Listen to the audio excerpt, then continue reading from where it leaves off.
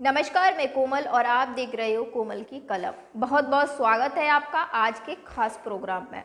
प्रधानमंत्री जी ने अपनी जान को खतरा बता दिया। इससे पता चल गया कि चुनाव आने वाले हैं।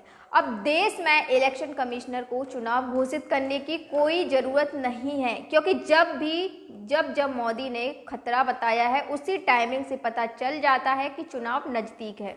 मोदी जी को चुनाव से पहले कब कब खतरा हुआ, इस बात के लिए आप गूगल कर लीजिए, क्योंकि मैं आज की बात करने वालों में से हूँ। मामला आप जितना छोटा समझ रहे हो, मामला उतना छोटा नहीं है। प्रधानमंत्री शेरिंग टेम्पल से 15 रुपये किराया देकर पंजाब नहीं जा रहे थे। उनका पूरा अमला जमला साथ में था। भारत देश की संपूर्ण सुरक्षा शक्ति सब उनके साथ में थी, फिर भी वह खतरे में थे। ऐसा भी नहीं है कि प्रधानमंत्री सुबह सुबह कुत्ता टहलाने के लिए निकले थे। प्रधानमंत्री बगल में रहने वाले वर्मा या शर्मा जी के घर भी नहीं जा रहे थे कि वहां पर उन्होंने किसी ने रोक लिया हो। प्रधानमंत्री हमारे भारत देश के प्रधानमंत्री है। उनकी सुरक्षा से खिलवाड़ गृह मंत्रालय के निकम्मेपन और सुरक्षा एजेंसियों की ऐसी लापरवाहियों को देश कभी माफ नहीं करेगा। लेकिन कांग्रेस कहती है कि मोदी जी की रैली में आने थे 70,000 लोग, लेकिन आए केवल 700। 70,000 कुर्सी लगी हुई, 700 बंदा वहां पहुंचा, मैं क्या करूं यार।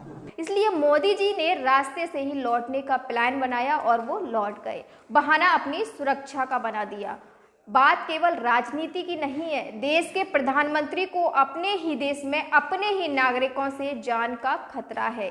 यह छोटी बात नहीं है। हालांकि प्रधानमंत्री काफिले की बात, उनका रूट, उनके द्वारा किसी अधिकारी को कही गई बातें बहुत गोपनीय होती हैं।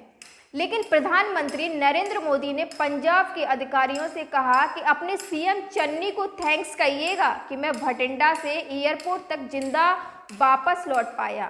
यह बातें मीडिया में कैसे आई, इस बात का ढिंढोरा पीटने से कोई फायदा नहीं।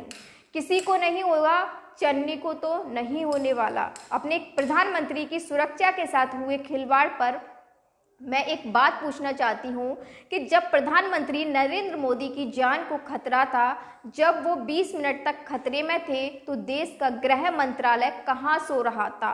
सुरक्षा एजेंसियां कहाँ पर थी? देश के गृह मंत्री कहाँ पर थे? पंजाब भारत से बाहर तो नहीं है। पंजाब में भी भारत का ही शासन चलता है, क्यों?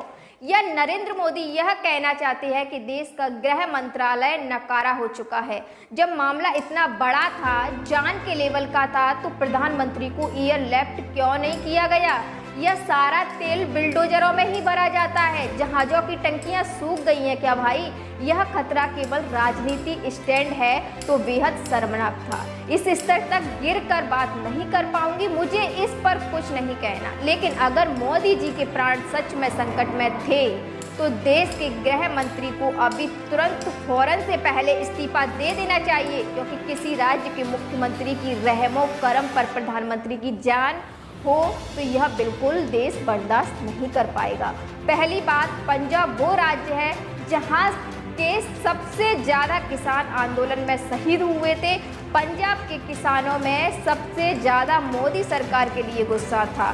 तो ऐसे में प्रधानमंत्री नरेंद्र मोदी जी की काफिलों को रास्ते से क्यों जाने दिया गया, यह अलग बात है कि प्रधानमंत्री अपने ही देश में अपनी ही सड़क से नहीं जाएंगे तो क्या पाकिस्तान की सड़क से जाएंगे? ऐसी मूर्खतापूर्ण बातें आप कमेंट में कर सकते हैं। लेकिन गृह मंत्रालय को इस बात का ध्यान रखना चाहिए कि मोदी जी को हेलीकॉप्टर से जाना था, लेकिन आखिरी वक्त में सड़क मार्ग क्यों चुना गया?